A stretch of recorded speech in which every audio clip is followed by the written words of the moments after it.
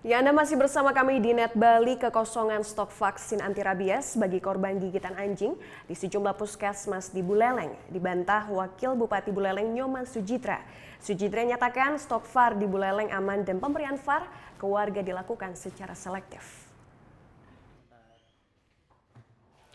Pernyataan kosongnya vaksin anti rabies untuk korban digigit anjing di sejumlah puskesmas dibantah langsung oleh Dinas Kesehatan Buleleng. Melalui Wakil Bupati Buleleng, stok VAR di Kabupaten Buleleng dinyatakan aman dan masih tersedia.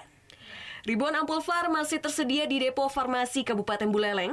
Hanya saja ribuan VAR ini tidak akan dilakukan pembagian ke seluruh puskesmas di Buleleng.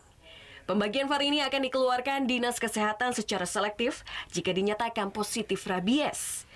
Wakil Bupati Buleleng Nyoman Sujitra mengakui tingginya angka kasus gigitan anjing setiap harinya ini akibat dari kurang sadarnya masyarakat untuk memelihara anjing. Sehingga anjing di masyarakat diliarkan. Dan untuk persediaan VAR sampai saat ini masih mencukupi. Saya sampaikan bahwa persediaan VAR tadi sudah saya cek mencukupi untuk masyarakat yang memang masih memerlukan, kan ada risiko-risiko yang gigitan yang dihadapi masyarakat itu kita berikan VAR. Itu masih mencukupi dan masih aman stok.